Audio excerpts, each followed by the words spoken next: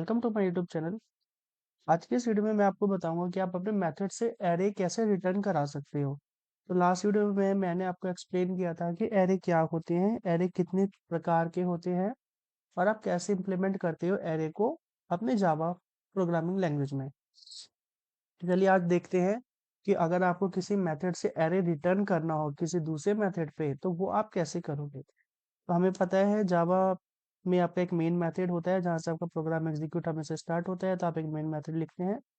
अब हम एक काम करते हैं, हम एक मेथड बनाते हैं जो कि हमारा एरे रिटर्न करेगा।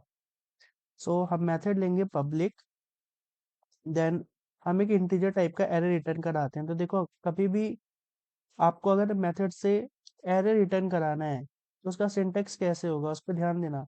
आपको बस अपने एरे का डाटा टाइप लिखना है कि वो एरे किस प्रकार का है, इंटीजर टाइप का है, स्ट्रिंग का है, फ्लोट का है या डबल का है। तो हम इंटीजर टाइप का डाटा, मतलब हम इंटीजर टाइप का एरे रिटर्न करा रहे हैं तो हम एरे का डाटा टाइप लिखेंगे इंट, फिर हम दो स्क्वायर ब्रैकेट लगा देंगे।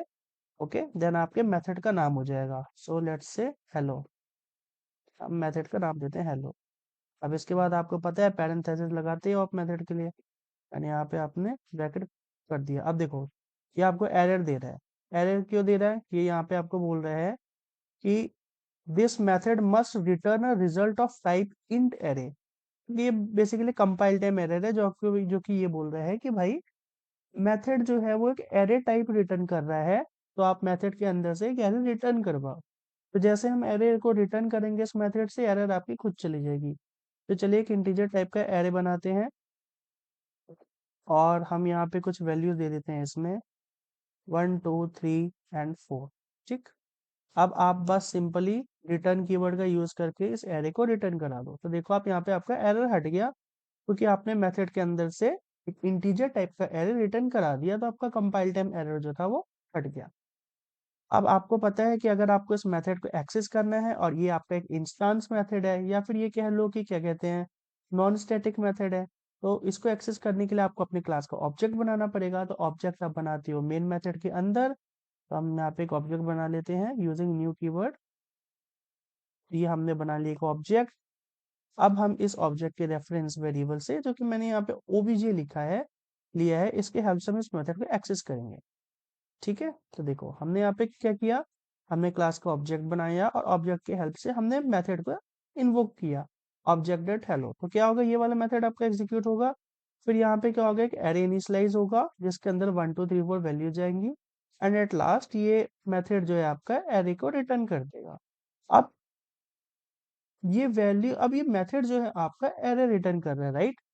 तो मतलब हमें इस एरे का जो भी डाटा है इसको स्टोर भी तो कराना पड़ेगा ताकि हम यहाँ पे प्रिंट करा सके। तो ये एरे है तो आप अगेन इसको एरे टाइप में ले लो। तो किस टाइप का एरे है? इंटीजर टाइप का। तो आप अगेन इसको एक इंटीजर टाइप के एरे में ले लो।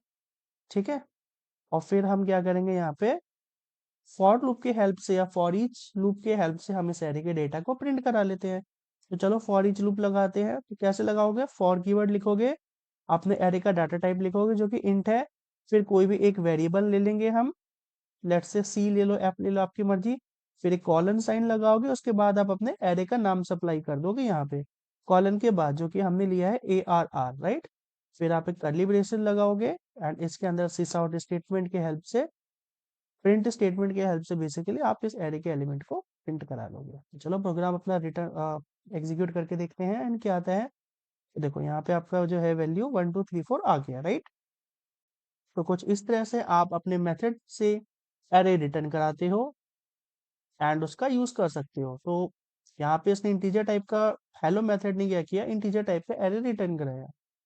अब ये एरे रिटर्न कर रहा है, मतलब ये मेथड जो हेलो आपका एक एरे रिटर्न कर रहा है, तो आपको इस एरे को स्टोर भी तो करना पड़ेगा ना। मतलब कि अगर आपको दे रहा है तो आपको उसे कैच भी करना पड़ेगा, राइट, पकड़ना पड़ेगा, जब भी तो आप उस डाटा को यूज करोगे। तो हमने क्या किया, इसने जो भी एरे का डाटा रिटर्न किया हमने उसको अगेन एक एरे में ले लिया।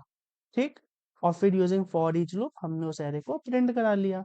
और अगर आपको कोई और ऑपरेशन परफॉर्म करना है, लेट सपोज आपको ये सारे एलिमेंट्स ऐड करने हैं, तो आप फॉर लूप के हेल्प से वो भी कर सकते हो। So that's up to you. ठीक है, सो आई होप ये कॉन्सेप्ट आपको क्लियर होगा। कुछ भी डाउट हो तो कमेंट सेक्शन में पूछ लेना, मैं एक्टिव रहता हूँ कमेंट सेक्शन में, तो मैं जैसे होगा मैं रिप्लाई करूंगा। सो इस वीडियो में इतना ही। मिलते हैं नेक्स्ट वीडियो में। Thank you.